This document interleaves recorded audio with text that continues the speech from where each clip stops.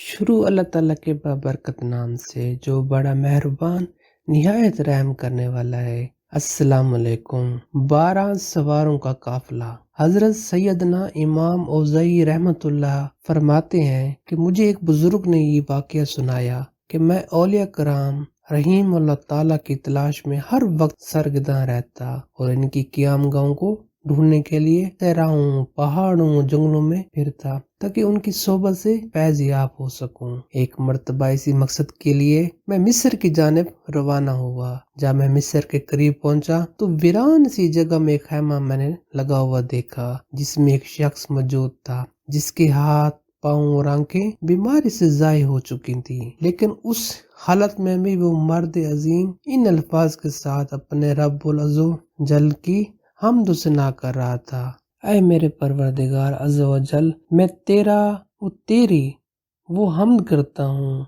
जो तेरी मखलूक की हमद के बराबर हो। ऐ मेरे परवरदिगार अज़्ज़ व जल, बेशक तू तमाम मखलूक का खालिक है और तू सब पे फजीलत रखता है। मैं इस इनाम पर तेरी हमद करता हूँ कि तू मुझे अपनी मखलूक में कई लोगों से अफजल बनाया। वो बुजुर्ग फरमाते हैं कि जब मैं उस शख्स की ये हालत देखी तो मैंने कहा, अल्लाह ताला अज़्ज़ व जल कसम, मैं उस शख्स से जरूर पूछूंगा कि क्या हमद के ये पकीज़ा कलमात तुम्हें सिखाए गए हैं या तुम्हें अल्हाम हुए हैं। चुनाचे इसी इरादे से मैं इसके पास गया और उसे सलाम किया। उसने मेरे सलाम का जवाब दिया। मैंने कहा, ऐ मर्द साले, मैं तुमसे एक चीज के मुतालिक सवाल करना चाहता हूँ, क्या तुम मुझे जवाब दोगे। वो कहने लगा, अगर मुझे मालूम हुआ इंशाअल्लाह जरूर जवाब दूंगा। मैंने कहा, वो कौन सी नेमत है जिस पर तुम अल्लाह वज़्ज़ल की हमद कर रहे हो। वो कौन सी फजीलत है जिस पर तुम शुक्र अदा कर रहे हो, हालांकि तुम्हारे हाथ, पाँव और आंखें वगैरह सब ज़ाय हो चुकी हैं, फिर भी तुम किस नेमत पर हमद बजा रहे हो। वो शख्स कहने लगा, क्या तू देखना नहीं देखता कि मेरे रब अज़्ज़ व जल ने मेरे साथ क्या मामला फरमाया। मैंने कहा क्यों नहीं, मैं सब देख चुका हूँ। फिर वो कहने लगा, देखो, अगर अल्लाह ताला अज़्ज़ व जल चाहता तो मुझे आसमान से आग बरस देता जो मुझे जलाकर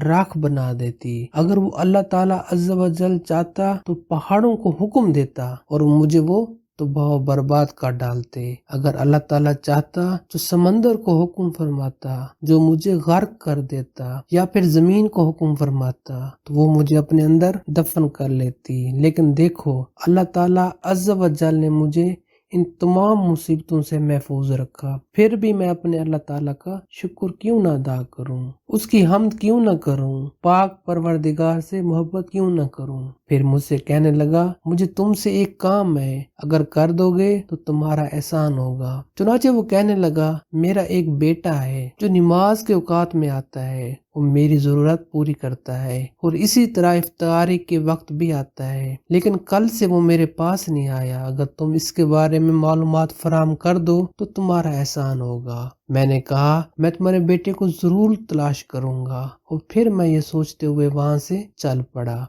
कि अगर मैंने उस मर्द साले की जरूरी पूरी कर दी तो शायद उसी नेकी की वजह से मेरी भी मगरफत हो जाए। चुनाचे मैं इसके बेटे की तलाश में एक तरफ चल दिया। चलते चलते जब रेत कट 2 टीलों के दरमियान पहुंचा तो वहां का मंजर देखकर मैं ठटक कर रुक गया। मैंने देखा कि एक दरिंदा एक कड़के को चीर फाड़ कर उसका गोश्त खा रहा है। मैं समझ गया कि ये उसी शख्स का बेटा है। मुझे उसकी मौत पर बहुत अफसोस हुआ।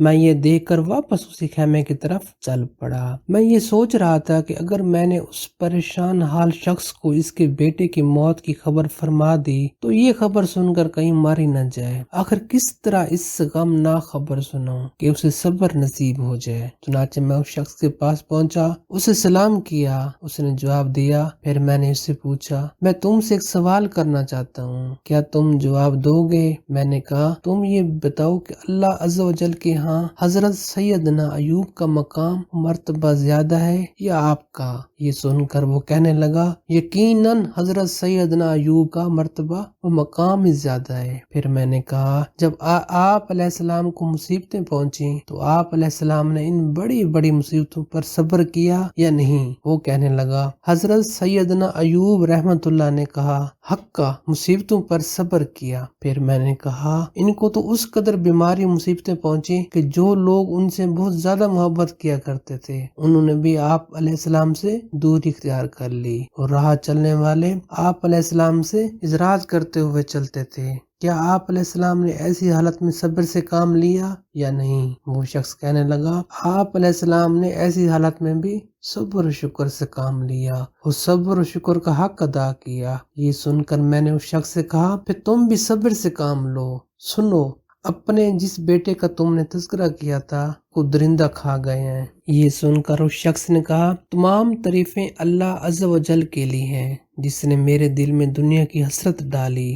پھر وہ شخص رونے لگا اور روتے روتے اس نے جان دے دی۔ میں سوچنے لگا کہ میں اس جنگل بیابان میں اکیلے اس کی تہذیب و تکفین کیسے کروں گا؟ یہاں اس ویرانے میں میری مدد کو کون آئے گا؟ ابھی میں یہ سوچ رہا تھا کہ اچانک ایک سمت مجھے 10-12 سواروں کا قافلہ نظر آیا۔ میں نے اشارے سے اپنی طرف بلایا، وہ میرے پاس آئے اور مجھ سے پوچھا کہ تم کون ہو اور یہ مردہ شخص کون ہے؟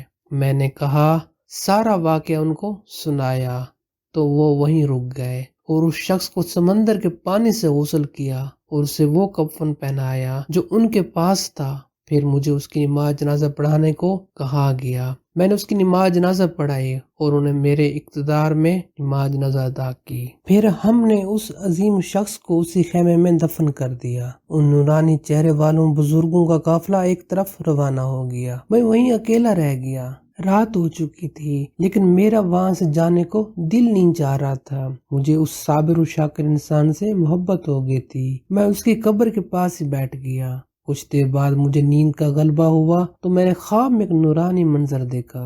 میں اور وہ شخص سبز قبے پر موجود ہیں اور وہ سبز لباس زیب تن کھڑے ہوئے ہیں، قرآن حکیم کی تلاوت کر رہا ہے۔ میں نے اس سے پوچھا کیا تو میرا وہی دوست ہے جس پر مصیبت ٹوٹ پڑی تھی اور وہ انتقال کر گیا تھا؟ اس نے مسکراتے ہوئے کہا ہاں میں وہی ہوں۔ پھر میں نے پوچھا تمہیں یہ عظیم و شان مرتبہ کیسے ملا؟ تمہارے ساتھ کیا معاملہ پیش آیا؟ یہ سن کر وہ کہنے لگا الحمدللہ عز و جل، مجھے میرے رب عز و جل نے ان لوگوں کے ساتھ جنت میں مقام عطا فرمایا ہے جو مصیبتوں پر صبر کرتے ہیں اور جب انہیں کوئی خوشی پہنچتی ہے تو شکر ادا کرتے ہیں۔ حضرت سیدنا ایوب رحمت اللہ فرماتے ہیں میں نے جب اس بزرگ سے یہ واقعہ سنا تب سے میں اہل مصیبت سے زیادہ محبت کرنے لگا ہوں۔ اللہ عز و جل کی ان پر رحمت ہو اور ان کے صدقے ہماری مغفرت ہو، آمین ثم آمین۔ دوستو یہ تھی آج کی کہانی، امید ہے کہ آپ کو اچھی لگی ہوگی۔ ایسی اچھی اور مزیدار واقعے سننے کے لیے میرے چینل کو ضرور سبسکرائب کریں۔ ملتے ہیں ایک نیکسٹ ویڈیو کے ساتھ، تب تک کے لیے اللہ حافظ۔